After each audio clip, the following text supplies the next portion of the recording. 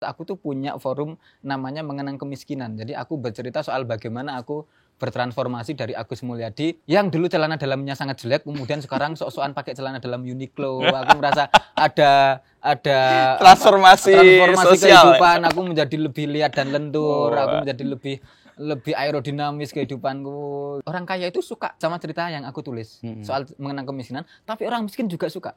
Orang kaya itu butuh double ya. Iya, karena orang kaya itu butuh cerita kemiskinan untuk merasa bersyukur. Orang miskin butuh membaca cerita kemiskinan agar kemiskinannya ditemani kan. Orang miskin itu kadang kalau ketemu seorang miskin lainnya itu kemiskinannya hilang. Ya samalah, keberanian bisa muncul dari dua orang pengecut yang berkumpul kan.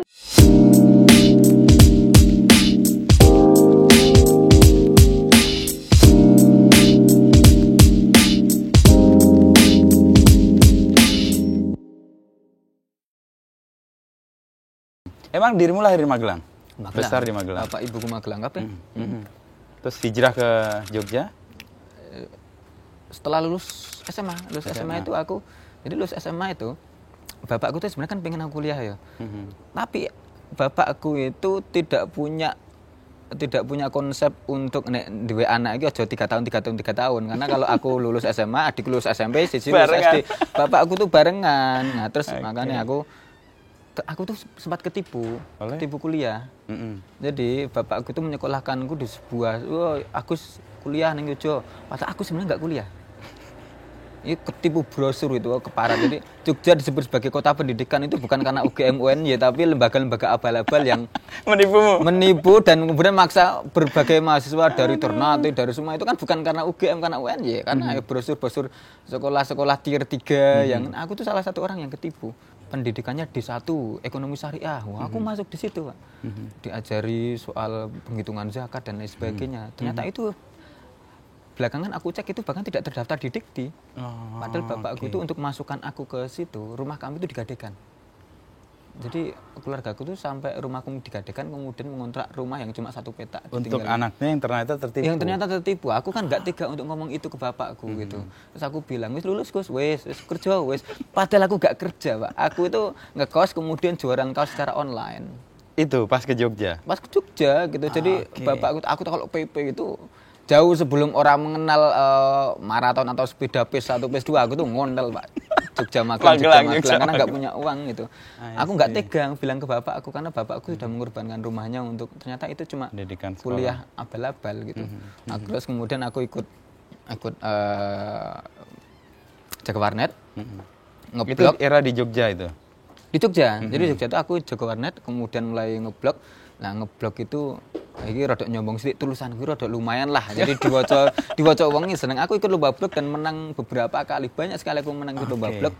Terus uangnya itu tak belikan mesin cuci, TV, kulkas dan lain sebagainya. Terus iki hasilku kerja di Jogja, Pak. Padahal itu mergo aku menang blog bukan karena aku disalurkan kerja atau karena aku kerja dari kuliah itu. Jadi aku masih agak menyimpan dendam itu sebenarnya kalau dengan pendidikan. Tapi sekolah waktu itu kan akhirnya selesai juga atau enggak? Selesai. Terus menemukan warnet dan kemudian dari situ ngeblok dan kayak mengalir sampai sekarang. Itu gimana, guys? Karena saat aku kuliah, aku kan bingung harus tinggal di mana. Ada tetanggaku yang punya warnet di Jogja depan GOR UNY. Wis kamu tinggal sini aja sekalian kamu jaga warnet, nanti gajinya dibayarkan dipotong sebagai biaya kamu tinggal di sini gitu. Nah, di warnet itu aku ketemu dengan pengetahuan baru lah. Bacaanku menjadi jauh lebih luas. Di warnet itu aku ketemu Umar Khayyam. Mulai baca-baca blognya Umar Khayyam itu, wah gila ya ada tulisan. Karena ada akses yang terus-menerus. Ketemulah dulu ada blog cerpen Kompas, WordPress. Wah, baca cerpen. Itu kan gegar budaya yang sangat dasar dulu Kak.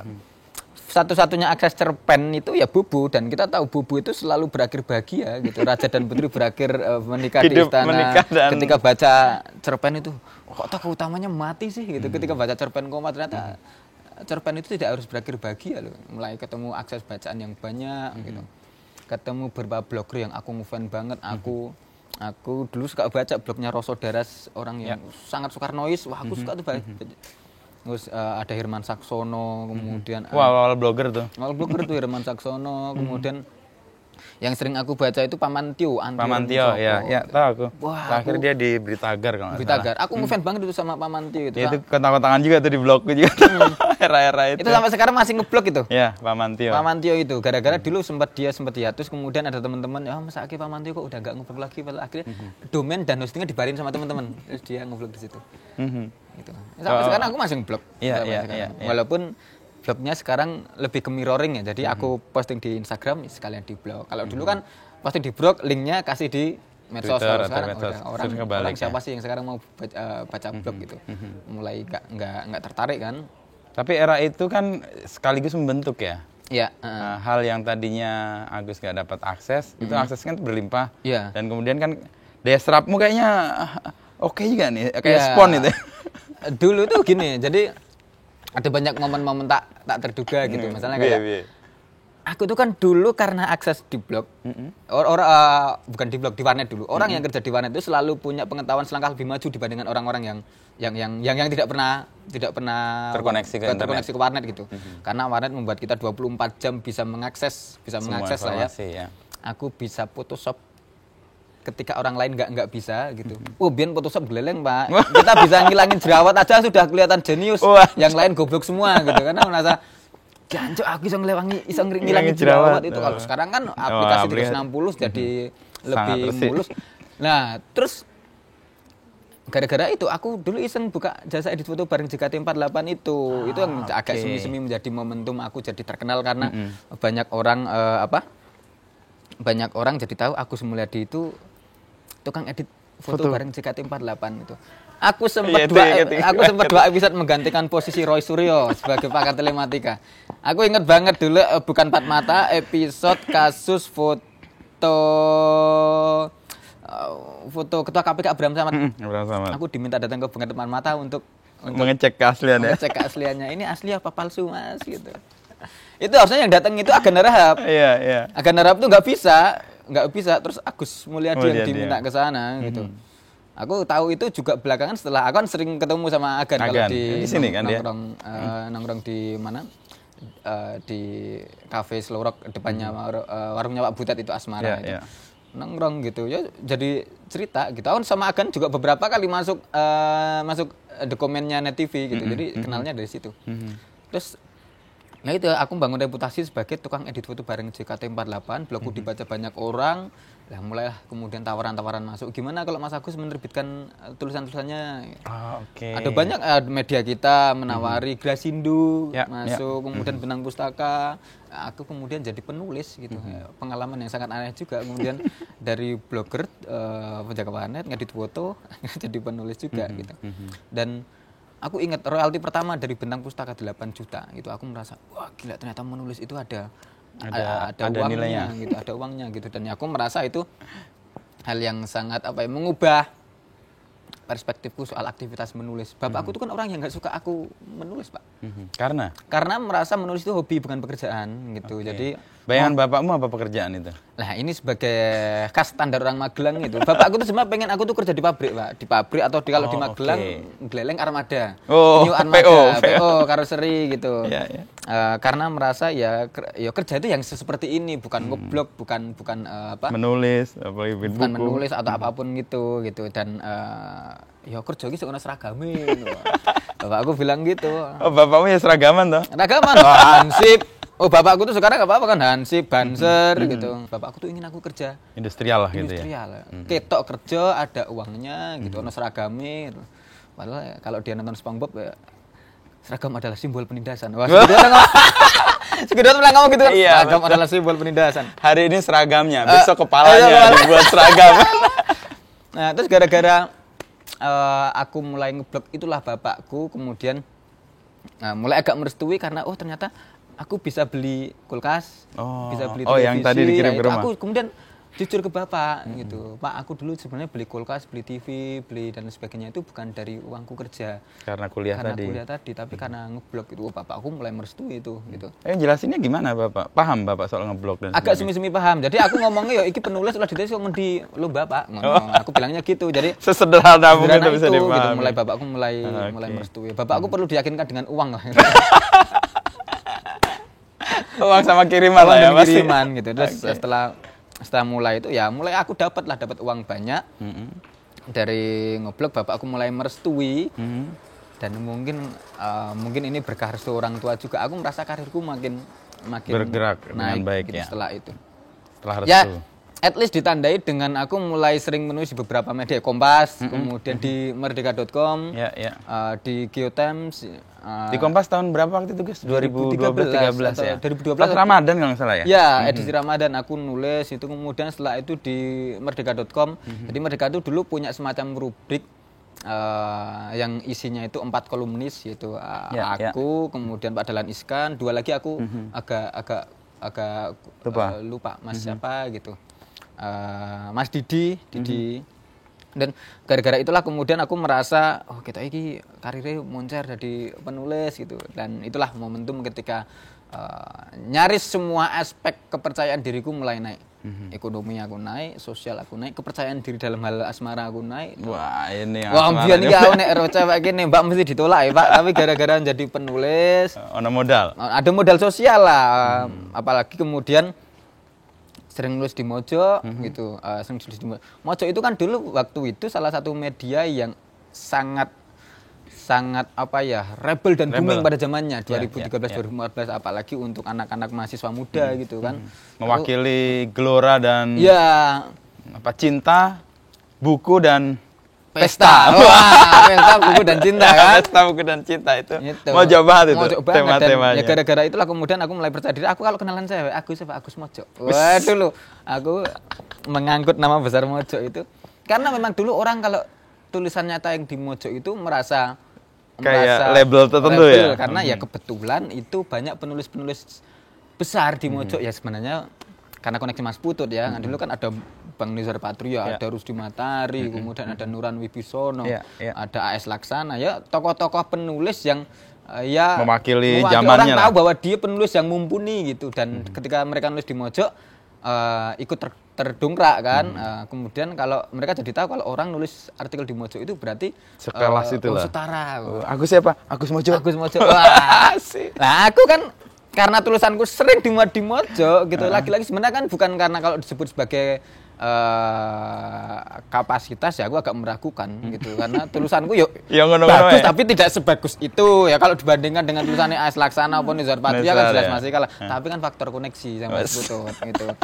Terus kenalan sama cewek-cewek, wah sok-sokan Agus Mojo, terus mulai sok-sokan ngajak ngedit cewek, terus kok gelem lah. Aku merasa gila modal sosialnya dasar. Dan aku merasa ya itu ekonomi, sosial, kemudian asmara. Aku merasa kehidupan dalam berbagai sisi kehidupanku mulai naik dan ya berubah gitu. Aku merasa aku dulu waktu SMA itu orang yang sangat gagal gitu, gagal, miskin pun bukan cuma miskin dan papa gitu. Saking motor aku nggak punya, padahal zaman dulu kan salah satu modal sosial paling masuk akal zaman dulu kan motor. Remaja, motor, nongkrong dan sebagainya. Aku nggak punya. Semua. Itulah kenapa aku milih sekolah itu selalu sekolah yang dekat dengan rumah, karena aku nggak punya motor. Kendaraan gitu. untuk jauh. Aku tuh sekolah di SMA Negeri Tidar itu masih satu kampung sama aku. Itu sekolah yang didirikan sama Pak Sarwo Edi Wibowo. Gubernur mertuane SBY gitu. Jalan depan rumah gitu kan Jalan Sarwo Edi Wibowo gitu. Terus sekolah di situ karena deket, terus sebagai orang yang sekolah di sekolah SMA Tidar dekat dengan lingkungan militer gitu ya. Cita-cita aku kan dulu waktu kecil kan pengen jadi tentara, Pak. Karena tentara itu saelek-elek tentara ini bojone mesti ayu. Minimal dulu yang mikir ngono, saelek-elek tentara ini minimal modal sosial udah kuat lah untuk mendapat. Leleng disegani, kemudian umpamane ini sok berkuasa ya. Nek gelut wani banget kan tentara ya kan minimal punya standar fisik yang lebih, tapi ya Bung tahu sendiri lah, tubuh saya ini kan kecil, push up gak kuat, itu ya gagal. Beberapa cita-cita masa kecilku itu tidak terwujud atau bahkan tidak dirintis. Tidak terwujud dan bahkan belum sempat aku punya kesempatan untuk mewujudkannya gitu. Aku dulu pernah sempat ingin menjadi seorang sejarawan gitu. Karena aku ngefans sama Anar Gonggong di TV kan. Dulu masih Talk TV kan. Ya. Itu kalau ada acara-acara dokumenter soal sejarah itu narsumnya pasti Anargonggong gitu.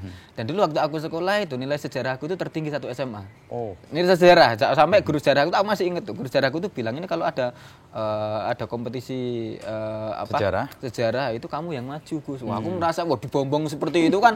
Itu karena mungkin dasarannya aku dari dulu suka membaca. Aku suka baca buku-buku sejarah, genre yang sangat aku sukai gitu. Jadi aku hafal tuh momen-momen sejarah Indonesia dan dunia sejarah bahkan. Gitu. Garus Van Mook. Wah, dulu aku hafal, Pak. Sejarah Linggarjati itu aku sampai luar kepala siapa saja tokoh-tokoh yang ada di situ.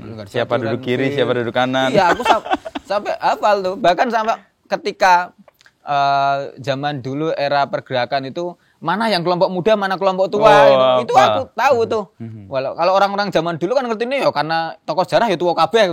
Aku tuh tahu tuh tokoh yang muda itu sini, yang tua itu siapa, aku tahu gitu. Tahu Ahmad Subarjo itu masuk muda atau tua, Soekarno itu muda. Aku bisa membedakan. Keinginan nguliknya yang tinggi ketika siswa lain enggak bisa gitu, tidak bisa membedakan gitu.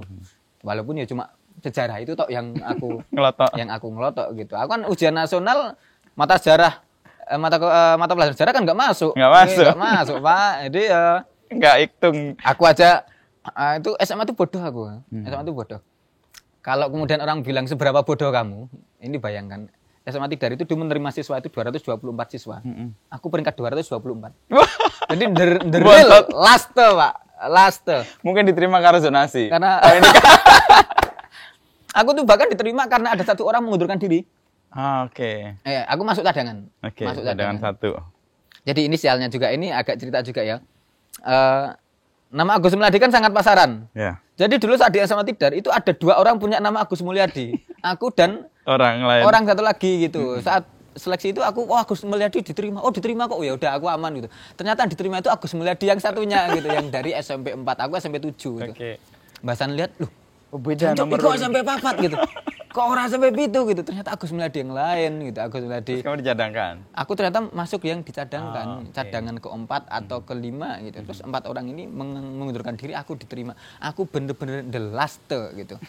Bapakku sudah ngomong, kamu kan SMA Tidar ora ketompo, aku mlebu ning man yo. Aku mau urut bapakku, ya man enggak apa-apa, tapi bapak yang sekolah tak ngomong. Aku tuh hafalan tuh lemah kecuali hafalan sejarah. Tiba-tiba disuruh teman yang jelas ada mata pelajaran tarikh, hadis. Wah, aku merasa tidak seagamis itu untuk bisa itu. Akhirnya ya puji Tuhan aku masuk ke SMA Tidar. Terus aku merasa agak senang lah karena deket dengan rumah. Aku sebelumnya daftar di SMK Negeri 1. Itu SMK dan itu SMK pertama yang standar internasional. Oh. Dulu kan ada standar nasional, terus kemudian naik jadi standar internasional gitu. Apa kejuruannya MK-nya? Nah, dulu tuh aku pengen listrik gitu. Nah, tinggi badanku, Pak. Jadi kan minimal 160. Aku tuh enggak nyampe 160. Aku tuh pendek banget dulu, Pak. Pendek banget. Baru memanjang setelah agak di Jogja. Enggak diterima gitu. Akhirnya ya udah lah SMK Negeri 1 ini juga kebetulan deket sama rumahku gitu. Jadi 2 sekolah yang deket rumah itu cuma 2, itu SMK Negeri 1 sama SMA Tidar. Lah pilihanku pertama tentu SMK karena aku tidak pernah bayangkan besok harus kuliah gitu karena pengen langsung kerja gitu kan. Masuk listrik gitu karena elektro juga aku agak semi-semi suka gitu karena bapakku tuh juga orang yang secara akademik bodoh juga gitu. Bapakku itu SMP itu enggak lulus. Oh, enggak lulus bukan karena enggak selesai? Enggak lulus, benar-benar enggak lulus, cuma kelas 2, Tapi dia sangat suka dengan mata pelajaran elektro. Jadi akademik dia yang rendah itu tidak membuat dia tersingkir dari pergaulan karena dia elektronya bagus. Jadi dia tuh bahkan kelihatannya di kampung itu orang yang punya kreativitas elektro itu bapakku gitu. Bapakku tuh bikin alat alarm untuk kalau air di rumah itu sudah penuh. Jadi kalau air penuh dia akan pakai pengembang naik. Jadi nanti akan air di bak penuh. Bapakku kemudian bikin lampu flip flop, kemudian instalasi listrik dan sebagainya. Bapakku bisa gitu. Aku merasa ada mentor yang bisa jadi rujukan gitu. Paman-pamanku juga orang-orang yang walaupun secara akademik tidak bagus tapi dalam bidang elektro keterampilannya mereka mumpuni gitu. Waktu kecil tuh saat semua anak-anak lain itu aku sudah main break. Break karena dibikinkan sama paman-pamanku gitu. Jadi Makanya kalau kemudian teman-temanku tuh nggak relate sama lagu Farid Darja, aku tuh relate karena berkenalan nama samaran gitu lewat gelombang Pakai radio. break gitu. Aku ngerelate karena aku dulu dibikinkan sama pamanku. Jadi pamanku Apa tuh, nama samaranmu? aduh aku agak lupa. Aku jadikan aku apa nama samaranku ya? Aduh, aku agak lupa. Kocak era itu Iya. emang ya. Pasti pakai nama tertentu. Kipli atau apa ya? Aku agak lupa. Nama samarannya. Buleku namanya Neneng. Oke. Nama aslinya Sri Sugiyarti. nama Neneng. Jadi dulu kan pakai itu. Aku ngebreak itu diajari sama Pak Di sama Pak Le karena mereka suka ngulik elektro. Aku bahkan sempat punya stasiun radio swasta kecil-kecilan ilegal gitu karena Di kawasan. di kawasan pemancar yang kecil Radius, gitu dibikinkan sama Pak Liku gitu. Jadi aku punya ketertarikan di bidang elektro gitu. Tapi ya ternyata nggak diterima, ya lah SMA Tidar gitu. Oke. Jadi menjadi pakar elektro juga menjadi cita-cita yang tentu saja itu tidak tercapai. Sejarawan juga tidak tercapai. Padahal minat banget. Minat banget. Terus kemudian cita-citaku beralih, aku ingin menjadi seorang insinyur pertanian. Karena aku punya impian pengen bikin sawah bertingkat. Jadi dulu aku pengen bikin sawah bertingkat gitu. Cita-citaku adalah bikin sawah bertingkat. Itu gara-gara aku lihat film apa ya? Film yang dimana ada salah satu adegan parkiran mobil Tokyo yang bisa muter gini loh. Oh, iya Gini kan, tahu kan? gantian yang terus, bawah naik. Ini kelihatannya bagus kalau ini jadikan padi, kemudian ini berputar sesuai dengan arah matahari. Wah, aku sok-sokan pengen bikin sawah bertingkat. Nah, kan aku bercita-cita untuk insinyur pertanian. Besok kalau sudah lulus SMA pengen masuk sekolah tinggi teknik penyuluhan pertanian di Tegalrejo gitu. Tapi ya laki-laki ya aku nggak bisa kuliah, bapakku nggak punya uang gitu. Akhirnya ya udah, akhirnya mentok 3 cita-citaku tuh musnah gitu. Akhirnya aku pada akhirnya jadi penjaga warnet dan ya aku kemudian dipertemukan dengan cita-cita baru yang itu muncul karena kondisi, yaitu menjadi seorang penulis gitu. Dan aku merasa sebagai penulis aku kan tidak mungkin bercita-cita misalnya menang DKJ, aku tidak punya cita-cita itu gitu karena memang aku sadar aku tidak akan mampu gitu, tidak akan mampu. Cita-citaku sebagai penulis adalah aku punya banyak penggemar, orang-orang yang menyukai tulisan-tulisanku gitu, dan aku pikir itu cita-cita yang sudah tercapai saat ini gitu.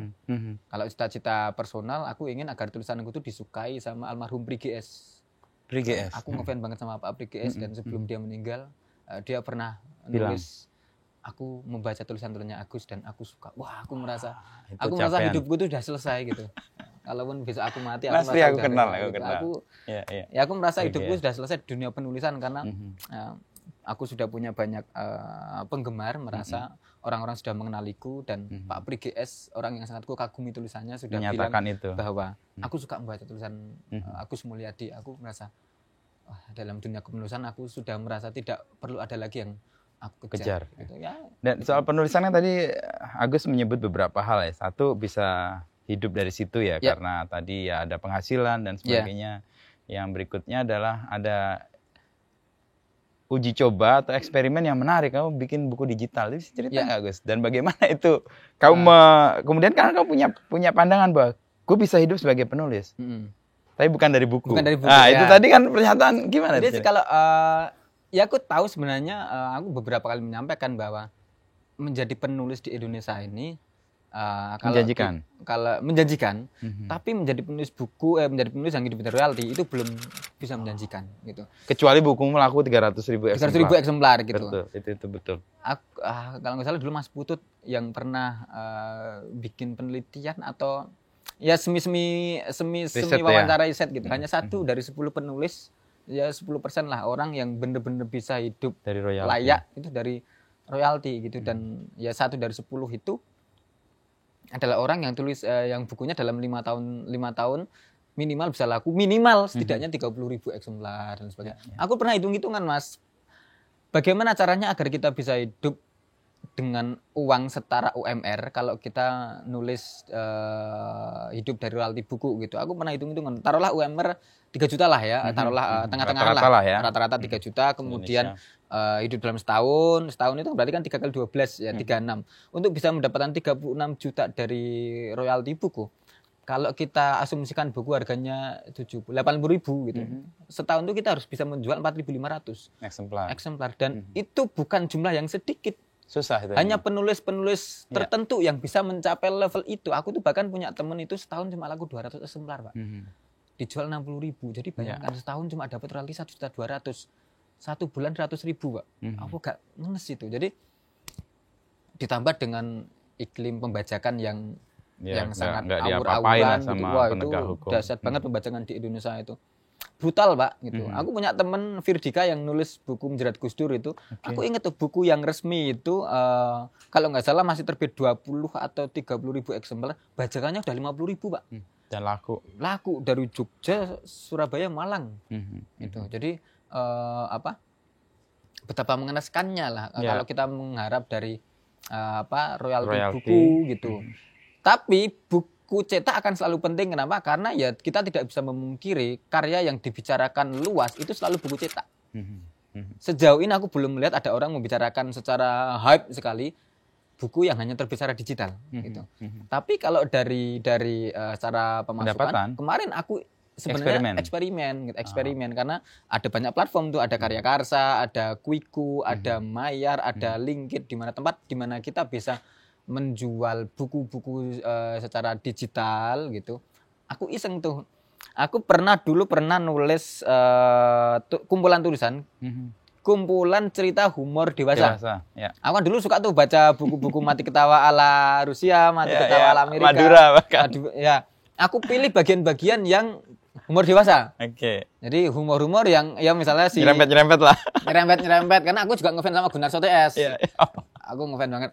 Ya, aku suka humor-humor dewasa tuh karena bagiku dia menghasilkan punchline yang dahsyat gitu. Misalnya mantan orang yang suka jajan tiba-tiba nikah, terus malam pertama kebiasaan lamanya tuh ikut terbawa. Jadi begitu timble dia ngasih 200.000 ke istrinya gitu. Terus yang lucu adalah sama istrinya ternyata dikasih kembalian. Terus ternyata bedanya naruh bojone podo-podo. Nah, humor-humor seperti itu kan aku suka itu. Nah, kemudian aku adaptasikan, aku tulis, aku parafrasekan dengan cerita yang lebih aktual, tapi punchline-nya aku ambil di situ gitu. Jadi itu kan humor Amerika, humor Rusia gitu yang namanya jelas Kalashnikov, Boris atau apa gitu. Antonov gitu ya off gitu. Aku suka itu. Terus humor anonim kan, humor anonim. Kalau di dulu kita kayak punya mati ketawa ala cara daripada Soeharto kan. Ada itu zaman Orde Baru gitu kan. Nah, model buku-buku itu yang humor dewasa tuh aku serap gitu. Terus aku iseng nulis, aku tayangkan di Mojok sebagai rubrik tersendiri. Rubriknya namanya Cipok. Tokohnya aku pakai namanya Rambat. Tokoh Rambat gitu. Aku terbitan di Mojok, kemudian dicetak secara fisik gitu, dijual 60.000. Kalau nggak salah itu laku 1.000 eksemplar. 1.000 eksemplar. Itu penjualan sebenarnya bagus lah untuk 10% lah dapat 6 jutaan. 6 jutaan ya. Aku lumayan lah dapat itu, walaupun itu bukan angka yang besar tentu saja. Terus 3 tahun, itu kan buku kontraknya 3 tahun tuh. Habis, kemudian aku masih punya bukunya banyak. Waktu itu sempat aku borong karena aku kasih cindera mata ke teman-teman gitu. Ini tak kasih, ini sisi binalitasku di sini. Itu cara penulis untuk mencegah melihat kesedihan bukunya diberserak-serak gitu. Jadi dibagi aja lah. Lalu terus buku itu pokoknya stok terakhir di gudang itu aku beli semua gitu. Terus aku merasa ini karyaku yang bagus sebenarnya. Tapi tidak terlalu laku gitu. At least tidak selaku bukuku di Mojok yang lain kayak Lampi Akrobat atau apa. Mereka bisa laku sampai 2.000 atau 3.000, ini cuma laku 1.000 gitu. Terus aku pikir ini kelihatannya cocok nih kalau aku jual digital, siapa tahu ada yang eksperimen. Aku jual murah 17.000 karena ya aku tahu dalam dunia marketing kan angka yang disukai kan 379. Harus berakhiran 3, 7 atau 9. Aku ganjil gitu lah ya. Aku jual 17.000 lah gitu. Aku aku jual di aplikasi Instagram gitu. Platformnya namanya Mayar. Ada potongan tuh kalau nggak salah 2% atau 3% dari harga 17.000 gitu. Cuma enaknya pakai platform-platform seperti itu adalah mereka sekaligus platform penjualan sekaligus payment gateway. Jadi orang nggak harus transfer gitu, bisa langsung pakai kris, pakai GoPay dan sebagainya. Jadi orang memudahkan gitu. Karena orang kan sering pengen beli begitu tapi harus mau nomor rekening males jadi nggak beli gitu. Padahal cuma 17.000. Nah, Mayar memfasilitasi itu gitu. Kemudahan itu. Terus aku coba posting di Instagram gitu dan aku posting, aku kasih lah ini strategi yang aku pakai. Aku ngasih 3 cerita gratis. Oke, aku baca tuh cerita. Isinya itu kan 17.000. Isi 17 cerita.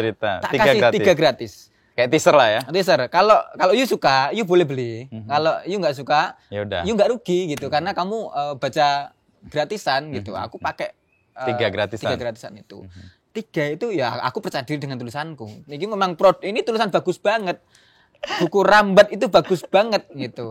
Ini sekalian promosi boleh ya? Ya boleh dong. Kalau mau beli klik s.id/rambat. Wah, kalian bisa beli tuh. Jadi itu buku yang bagus banget. Ceritanya aku sebagai orang aku merasa punya selera humor yang lumayan bagus. Ya, aku merasa itu pun aku merasa aku sering baca masih sering lucu gitu karena aku pertama memang bahannya sudah bagus karena dari humor-humor yang common itu yang udah lama anonim Rusia yang memang sudah terbukti. Ditambah aku bikin narasi yang lebih lokal dan aku masukkan juga kelucuan di situ gitu. Jadi lucunya double gitu.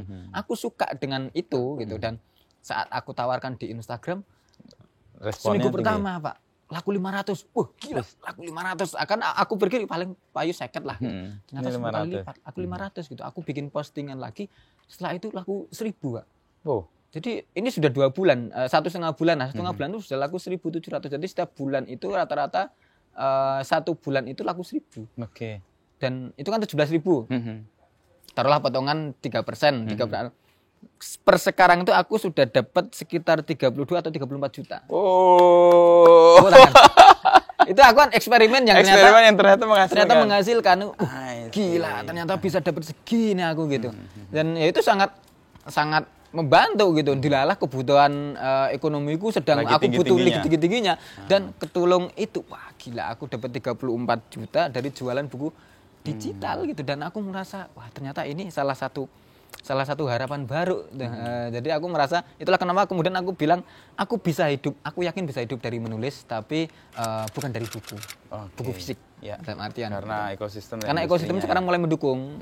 Ini aku berbicara bahkan sebagai seorang yang punya toko buku ya. Aku merasa bahwa royalti buku itu belum menjadi sesuatu yang menjanjikan kecuali penulis yang sudah selevel kayak Raditya Dika atau Henry Manampiring atau Leila Chudori itu aku menganggap mereka dimensi yang lain gitu. Tapi kalau penulis-penulis common kayak aku dan kayak teman-teman itu kan untuk mencari penghasilan dalam artian 1 bulan itu setara UMR itu kan susah. Butuh bertarung sangat keras gitu.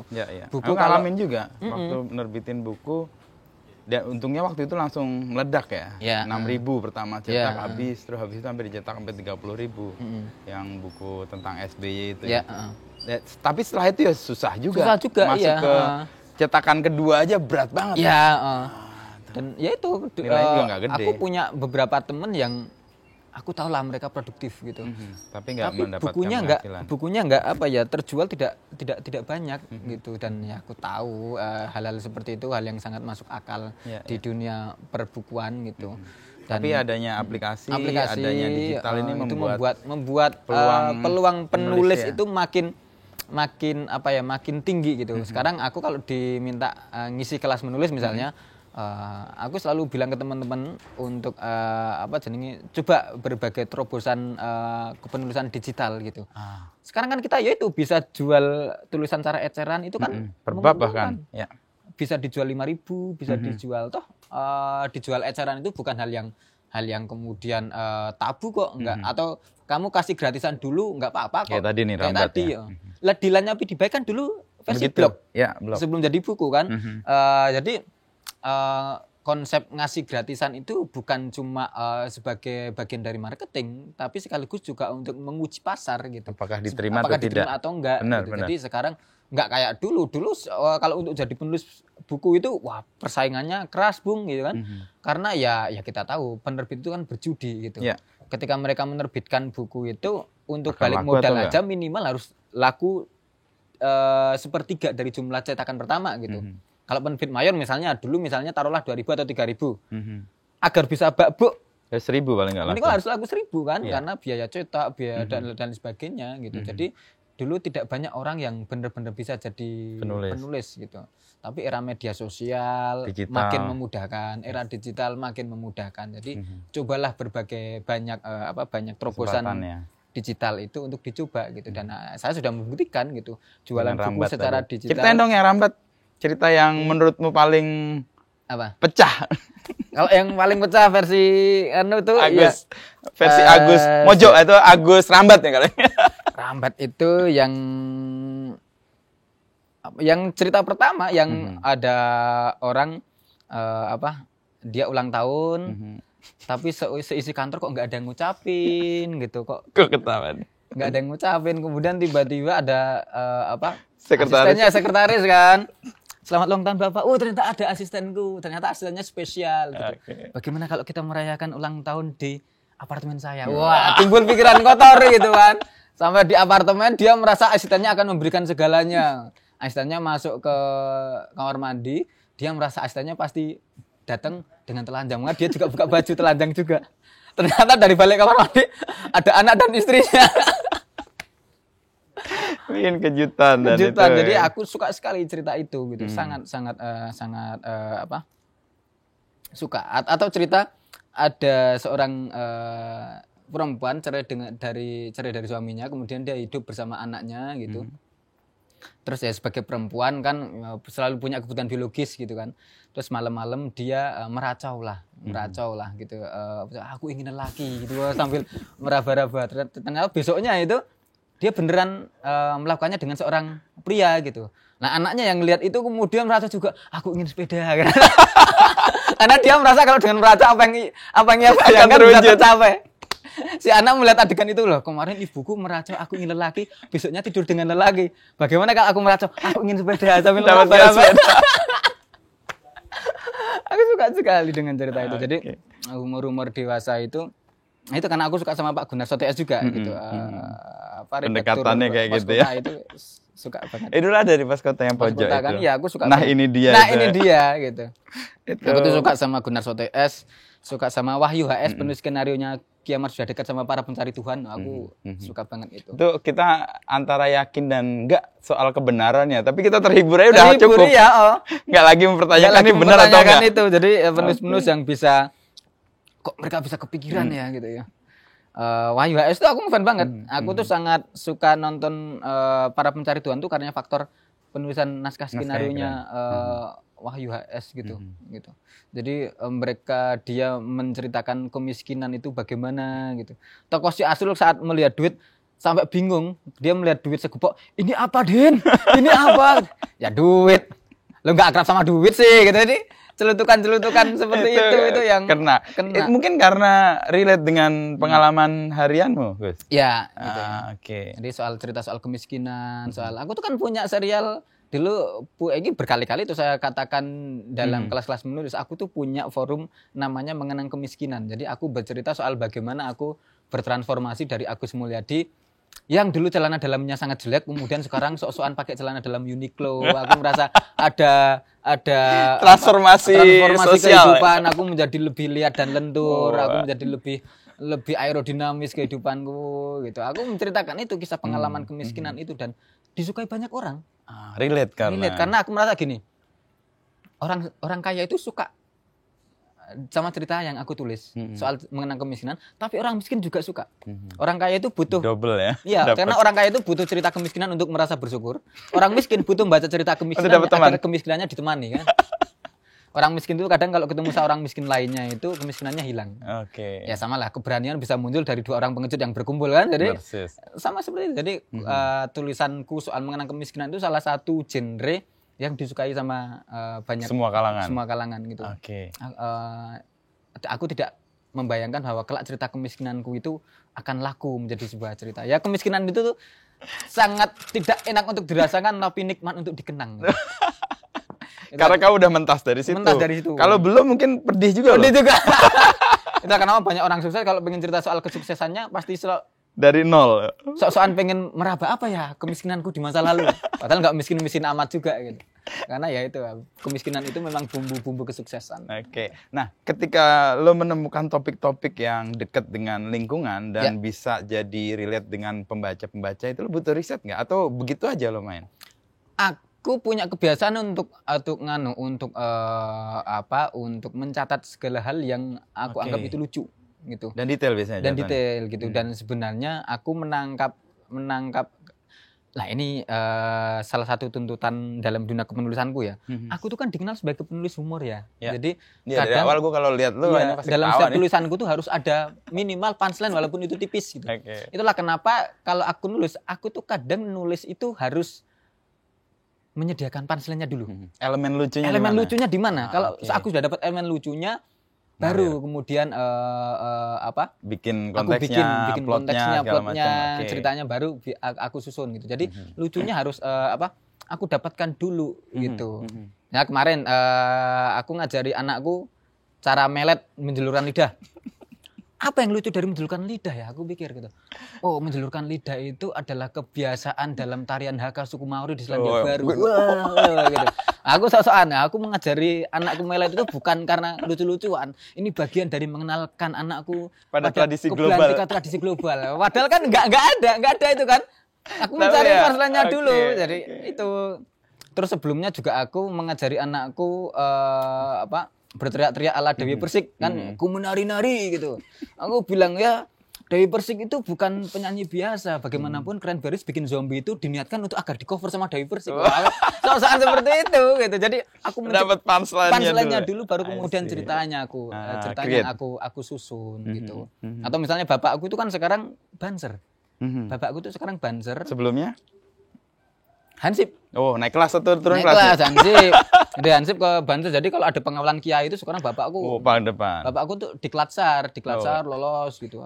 Gimana caranya agar menulis cerita soal Banser itu bisa lucu gitu. Aku cari punchline. Oh, bagaimanapun Erick Thohir juga Banser dan lolos diklatsar. Aku bilang ke bapakku, "Pak, kamu sudah selevel Erick Thohir." Gitu.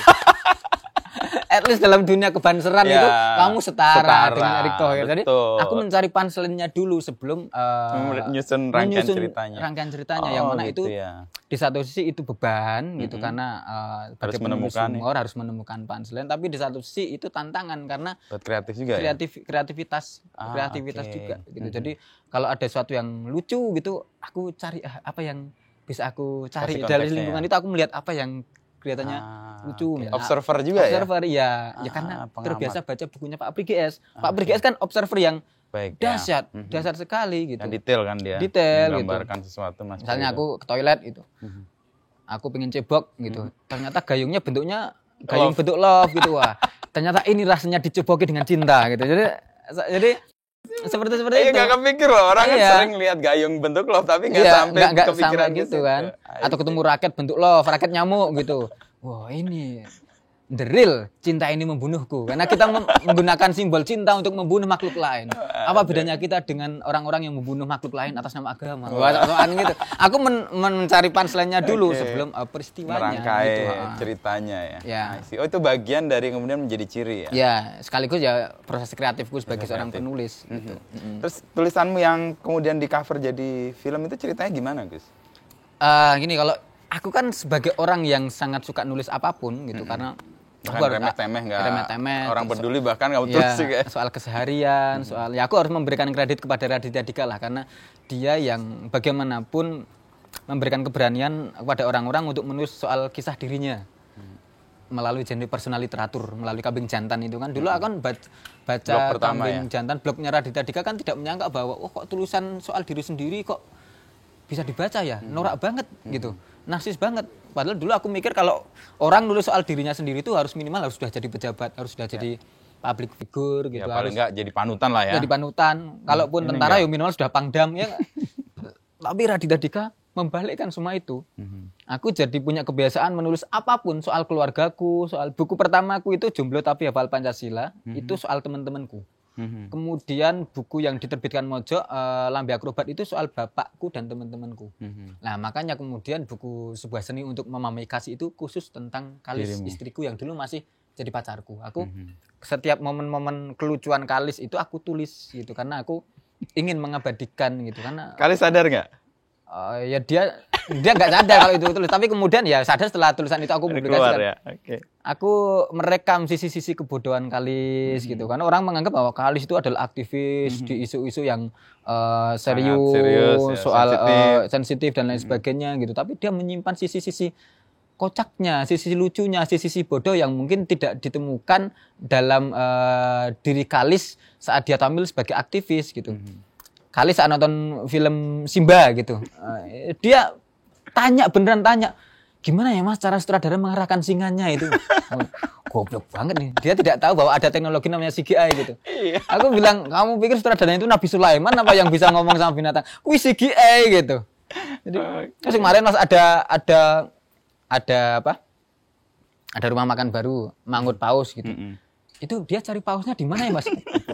Kamu pikir tengkleng gajah itu beneran gajah gitu. Jadi kebodohan-kebodohan macam itu aku tulis dari Kalis gitu kan. Dia dapat punchline-nya dulu baru kasih konteks. Atau dia pernah ngisi bensin gitu pakai motor itu dibuka joknya itu nggak bisa, dia sampai nangis di pom bensin. Ternyata saat baru aku tahu kalau ternyata yang dibuka itu bukan jok belakang tapi depan. Jadi sampai mampu juga nggak akan bisa kebuka. Kamu buka jok itu belakang bukan motor depan. Apa jok depan tuh? Enggak, jadi motor dia punya motor smash gitu. Dia ngisi bensin tapi yang dibuka jok depan. Kok nggak buka-buka ya? Kok nggak buka belakang? Ya jok yang dulu kan dibuka harus belakang. Jadi kebodohan-kebodohan macam itu tuh aku tuliskan gitu, dan ternyata buku itu lumayan berguna karena sebenarnya itu kan aku tulis secara terpisah ya di Facebook, di Instagram dan lain sebagainya gitu. 2019 aku nikah. Kami bikin resepsi sederhana gitu. Uangku tuh kurang. Uangku tuh kurang gitu. Uangku tuh kurang. Aku butuh duit cepet nih gitu. Oh gimana kalau tulisan-tulisan soal Kalis aku terbitkan gitu. Terus di lobby lah penerbit Siramedia, di lobby sama Mas Putut. Mas Putut bilang sama Mas Cahyo. Yo iki aku duwe naskah apik gitu soal Kalis gelem terbit kira. Oh ndelok naskah kok ngopo? Cocok gitu. Akhirnya diterbitkanlah, kemudian dicetak 2.000 atau 3.000 aku agak lupa, royalti dibayar di depan. Gitu. Langsung kemewahan penulis itu kemewahan penulis tuh. Dan dipercaya dibayar di depan. Dibayar di depan dan ya aku merasa agak nggak enak juga, tapi ya aku merasa ketika enakanku sekarang udah hilang karena buku itu terbukti laris gitu. Hari ini cetak ulang. Hari ini cetak di gudang Sira udah habis dan sekarang udah mulai cetak ulang. Dan itu ternyata ada gunanya juga aku nulis soal kebodohan-kebodohan Kalis gitu. Aku bilang ke teman-teman, cintanya Kalis hanya untukku tapi kebodohannya boleh untuk orang lain. Kebodohannya jangan kamu minta sendiri buat orang lain. Gitu. Sebuah seni untuk memahami kekasih. Gitu. Itu ketemu dengan Nugros gimana cerita? Nugros itu salah satu orang yang sering beli buku di Kalbuku. Jadi aku kan karena ya faktor pertemanan ya. Jadi aku sering kali membagikan buku-buku bagus di akunku gitu. Jadi Akal Buku itu kan slogannya aja kadang jual buku bermutu, kadang tidak. Jujur banget. Jadi ada buku yang tidak bermutu gitu. Cuma ada beberapa buku, kalau ada buku yang aku anggap itu bermutu, itu sering aku bagikan sendiri di akun personalku. Enggak di akun Akal Buku itu. Nah, Nugros itu sering memantau akunku untuk membeli buku-buku yang lolos kurasiku dan Kalis lah gitu.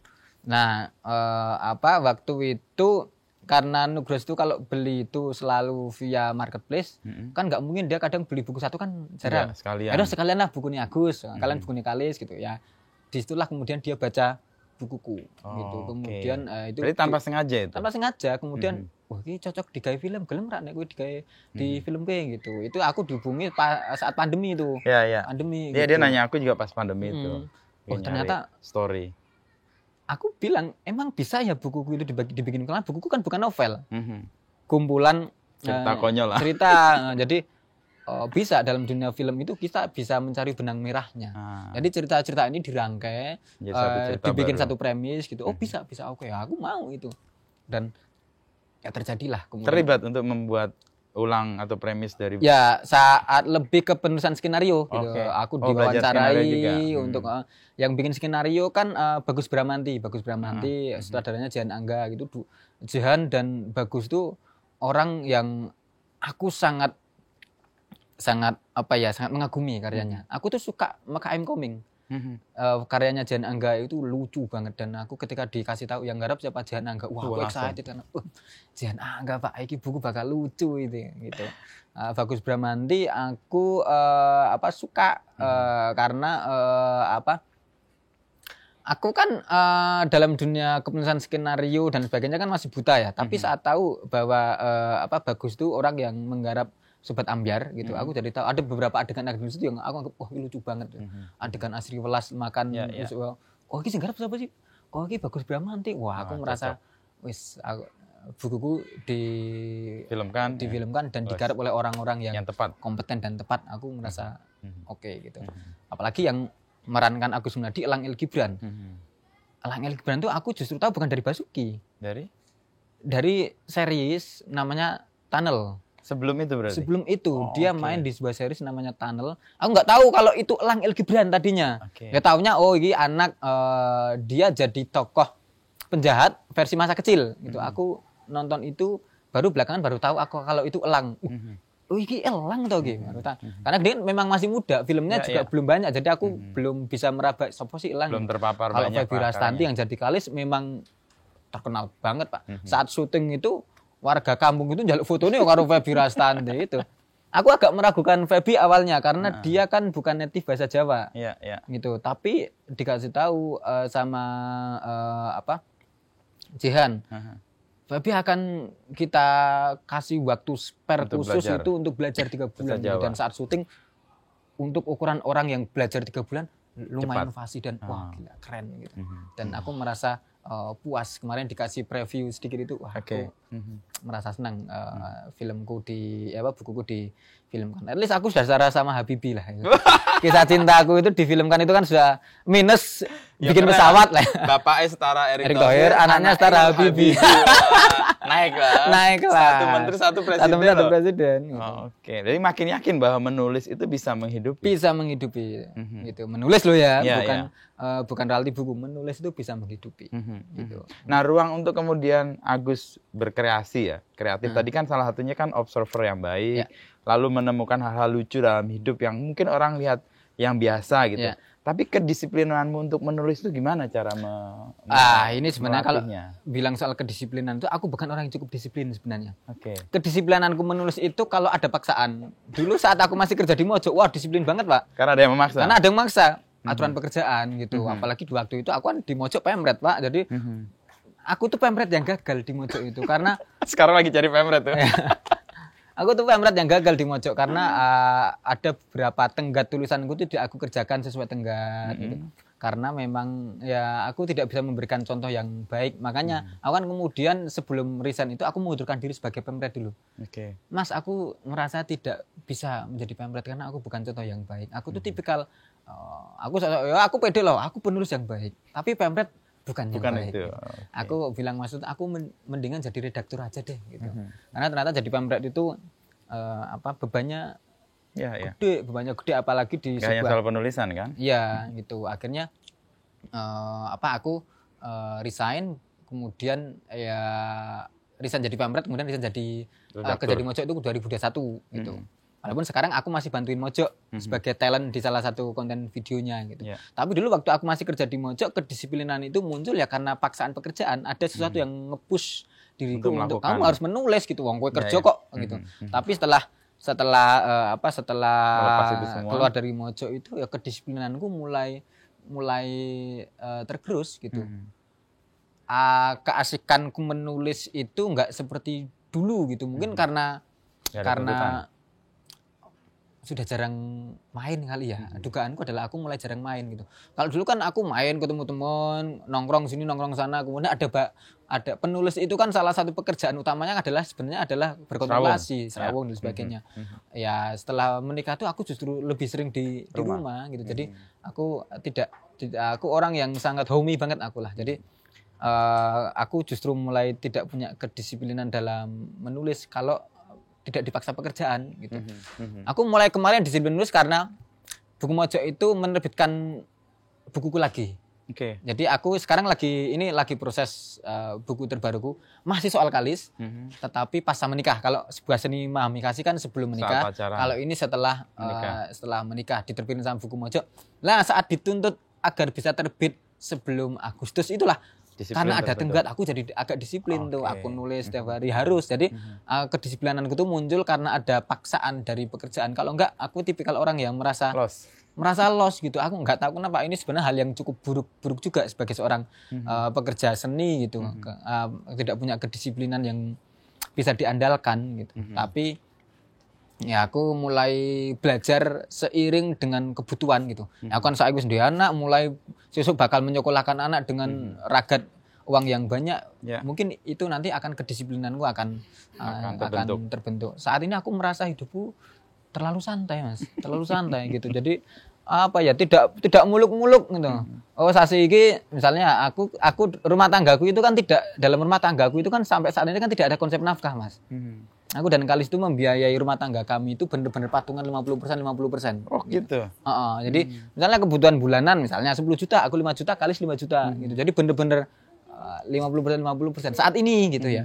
Makanya aku misalnya dalam satu bulan selama tagihanku yang 50% terpenuhi, ya sudah. Saya wis apa yang golek apa meneh. Jadi aku merasa apa ya, tidak punya effort yang lebih dalam mencari uang gitu. Ya ini mungkin kebutuhanku lagi banyak gitu. Misalnya kemarin ada kebutuhan mendesak banget. Aku sampai berhutang ke teman-teman, beberapa teman aku pinjam duit.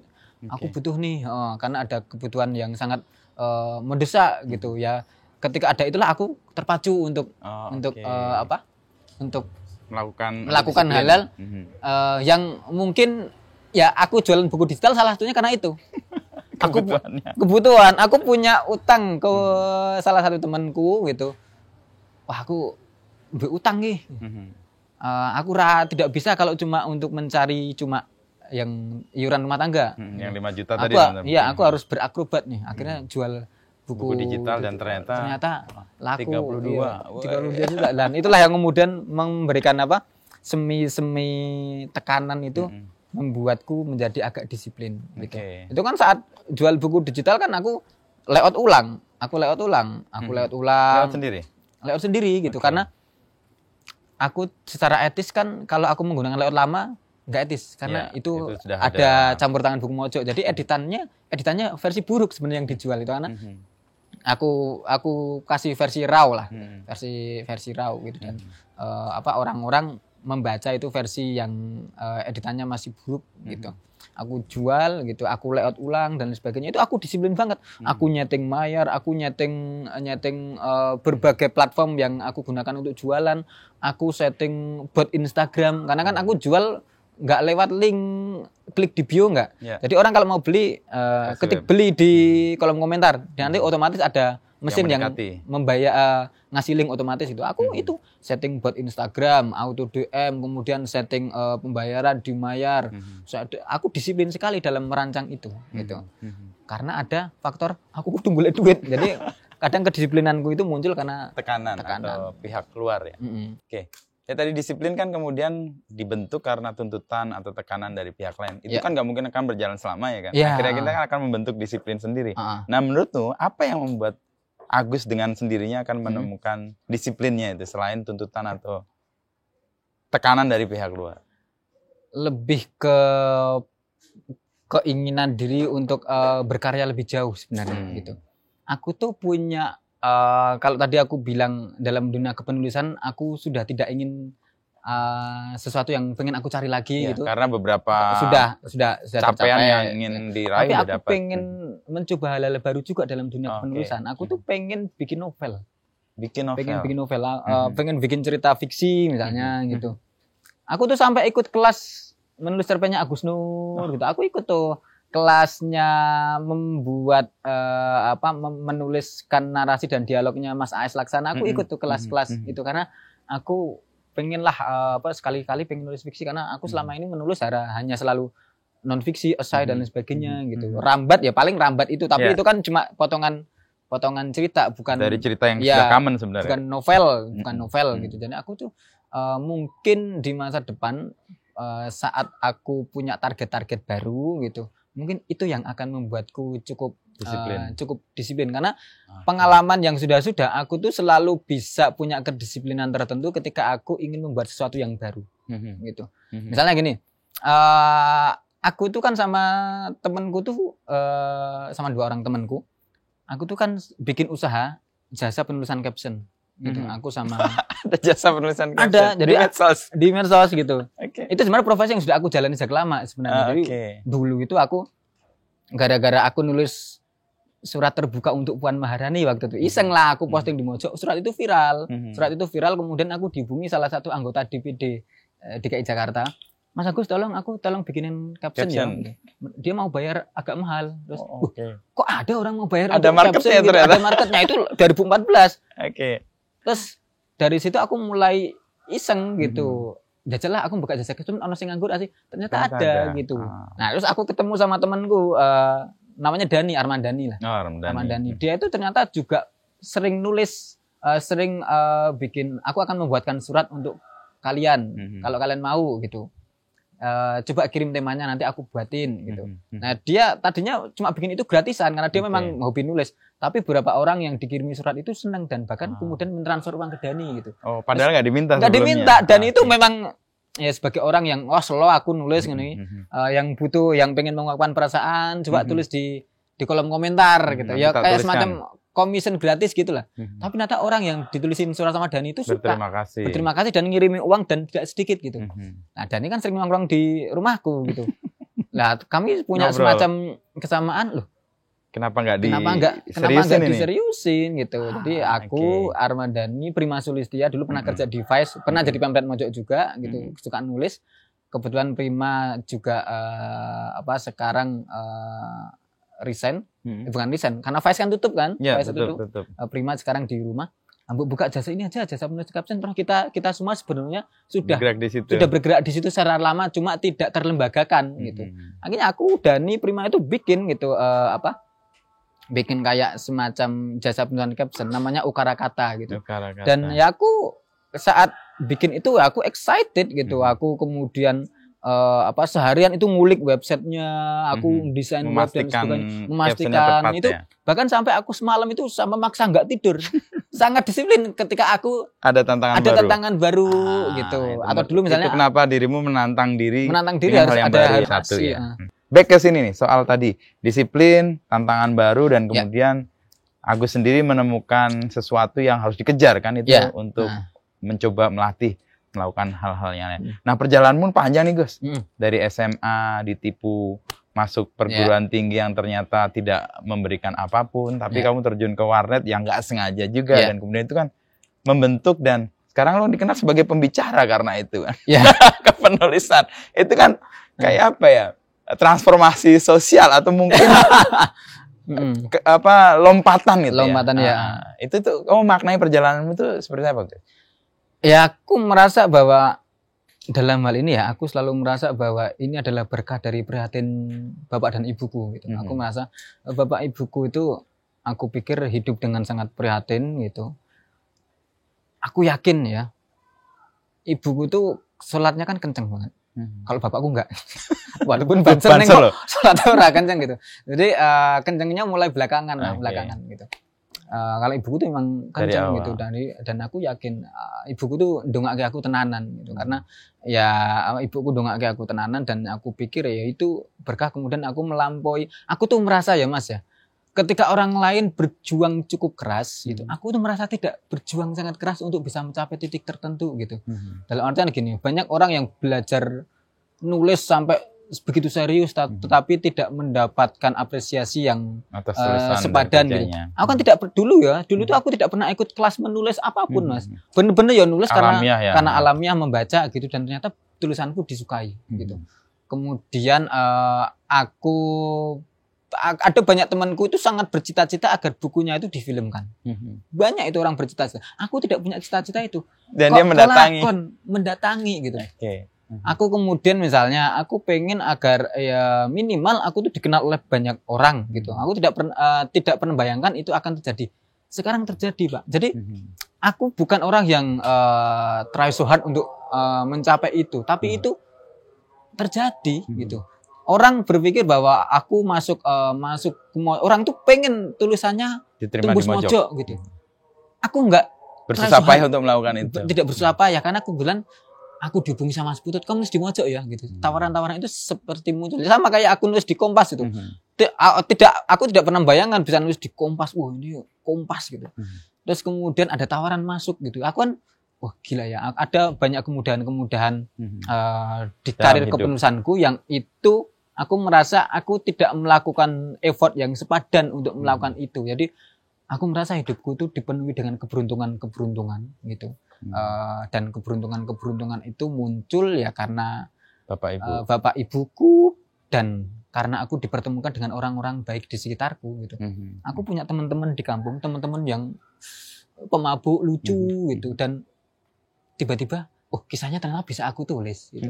Aku di sini kemudian ketemu sama Mas Putut, aku kemudian kenal lingkaran circle kepenulisan yang lebih luas, bacaanku jadi bertambah lebih tinggi gitu.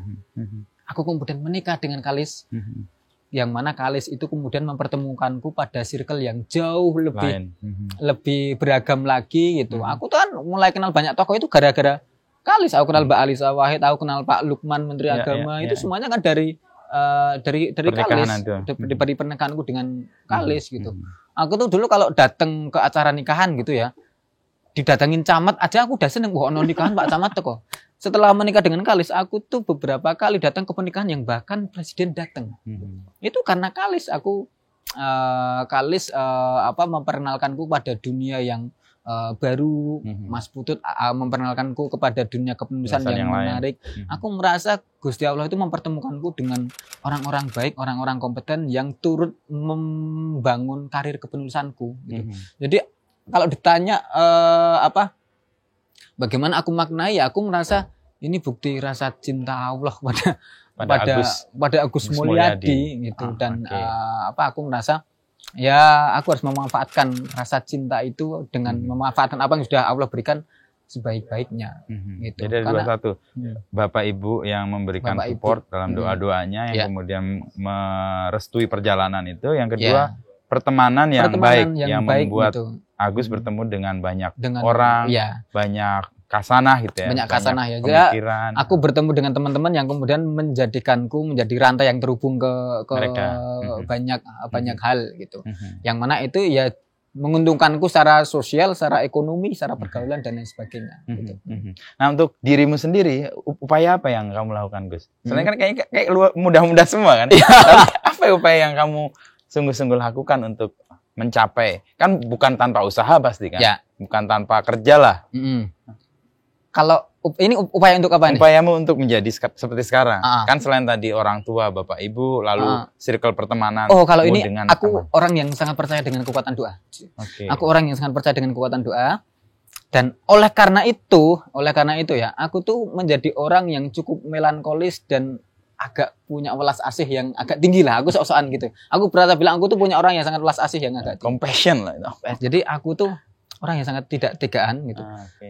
Nugrus tahu sendirilah kebiasaanku. Aku kalau di mana-mana dan ada uang, ada pedagang, selalu aku beli.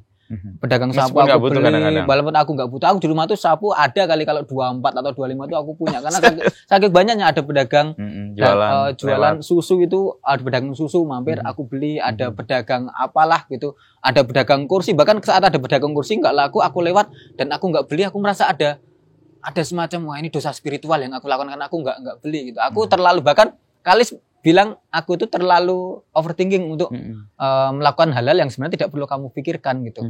Kalau mengutip apa kata PGS ya, iba kita itu tidak akan cukup untuk mengibahi seluruh kemalangan yang ada di dunia gitu. Tapi aku merasa aku selalu berusaha untuk melakukan itu gitu. Dan aku selalu meyakini doa orang-orang yang dagangannya aku beli itulah yang akan mensupportku secara spiritual gitu. Dan kalau disebut upaya apa, aku ingin terus menjadi orang yang mungkin ini akan jatuh kepada kesombongan spiritual ya. Aku merasa harus membeli banyak dagangan dari orang-orang gitu karena ini kesombongan batin juga, seolah-olah rezeki mereka harus lewat aku. Enggak juga, tapi aku merasa ya itu jalan yang aku lakukan sampai sekarang gitu. Aku sering berdebat soal itu sama Kalis gitu. Kalis bilang kalau kamu nggak beli ini, kita harusnya bisa menabung lebih banyak gitu. Tapi aku merasa kesuksesanku yang aku dapat dengan cara yang kok terlalu mudah sih gitu. Itu karena andil orang-orang itu yang mungkin tidak langsung. Yang mungkin aku bantu secara nilai yang sangat kecil itu gitu. Jadi kalau disebut usahanya apa, aku bingung menjawabnya. Usaha yang paling selemah-lemahnya Iman yang bisa aku lakukan adalah ya aku ingin punya uang yang banyak agar aku bisa membeli barang-barang milik para pedagang, karena aku tahu betapa susahnya menjadi seorang pedagang keliling. Aku tuh punya pengalaman jadi pedagang yang pernah Pak, karena aku tuh dari kecil Pak. SD itu aku jual nasi kuning, ibuku yang bikin. SMP itu aku jualan stiker dan pensil. SMA itu aku menjadi pesuruh buat teman-teman. Jadi teman-teman kalau pengen beli di warung malas gitu, sini aku yang beli gitu. Setelah itu aku menjual banyak hal. Aku pernah menjual taksi bayangkan. Aku pernah kerja salah satu tesnya untuk nganu itu, ya lagi-lagi aku ketipu di tempat kerjaan itu. Tesnya adalah menjual taksi itu. Anda bayangkan, Agus Mulyadi dengan tampang yang sangat tidak eksekutif menjual taksi itu, kalau aku nggak dianggap sebagai orang nyolong londian mana, itu apik banget itu. Tapi ada yang kejual, Pak? Kejual nggak? Nggak terjual lah gitu. Aku keliling taksi itu Pak, orang beli juga takut, penada ini mesti nyolong sekolah laundryan karena tampangku degil dan sebagainya. Aku tahu betapa susahnya menjadi seorang pedagang keliling. Bapakku tuh menjadi pedagang keliling banyak banget gitu. Obat pembersih kaca, kemudian abu gosok, kemudian buah-buahan gitu, kemudian es kelapa muda. Bapakku kan, ibuku itu penjual jamu keliling pernah. Ibuku itu pernah menjual makanan gendongan itu di tenteng, gorengan di punggung, yang kanan itu ceret karena jahe anget, yang ini plastik dan lain sebagainya. Bawa, jadi semua itu beban di kan. Dan itu nggak selalu laku juga. Kalau disebut nggak terlalu aku juga, tapi yang jelas itu menghidupi. Ya aku tahu bahwa itu hal yang sangat susah untuk dilakukan. Makanya aku selalu punya ikatan batin sendiri kepada para pedagang keliling gitu. Aku kalau harus membeli, aku akan lebih memilih membeli kepada orang yang pedagang keliling ketimbang pedagang yang berdiam diri gitu. Karena ada ikhtiar di situ gitu. Dan kamu mengalami itu sendiri. Aku mengalaminya. Jadi ya mungkin aku kadang sering bilang ke Kalis, kok kamu tidak punya sensitivitas kayak aku ya, karena aku dan Kalis kan sebenarnya sama-sama miskin gitu. Tapi beda. Tapi ternyata beda. Kalis tidak pernah berjalan keliling. Aku mengalami, jadi aku mungkin betapa susahnya gitu. Jadi aku merasa aku pengen punya banyak uang agar aku bisa makin banyak beli dari gitu. Pedagang keliling. Aku tuh koran tuh masih beli gitu. Koran masih beli karena ya beli di tukang agen yang keliling itu ya, eceran. Keliling atau di lampu merah gitu, menawarkan dari satu mobil ke mobil yang lain gitu. Aku masih sering beli itu makanan dan lain sebagainya gitu. Kadang kalau misalnya aku pulang gitu, kadang ibuku tuh kalau lihat mobil di belakang itu, iya apa meneh. Kadang grubi, kadang panganan, kadang bebek yang gini-gini. Iya, itu aku beli itu. Ibuku tuh kalau buka mobil di belakang itu, apa sih Gus? Iya. Ya kuwi mak iki ya larisi bakul lah tau. Gitu. Jadi pengalaman jadi kunci ya. Jadi pengalamanmu sendiri, lalu compassion muncul, tulisanmu juga berangkat dari pengalaman-pengalaman. Dan itu kayaknya lebih kena ya, menyentuh. Aku juga pengen bikin novel dari pengalamanku sebenarnya. Pengen banget. Itu obsesi yang mungkin obsesi baru yang akan mendisiplinkan lagi. Mungkin semoga bisa mendisiplinkanku di masa depan. Thank you Gus. Udah sejam lebih nih kita ngobrol nih, kayaknya ada acara lagi nih. Udah sibuk sekarang, diundang ke sana kemari. Kita janjian, Gus sore bisa nggak? Wah, aku sore ono acara. Wah, luar biasa nih. Top lah. Siap, sun. Nah, saya udah siap. ditemani ngobrol. Terima kasih.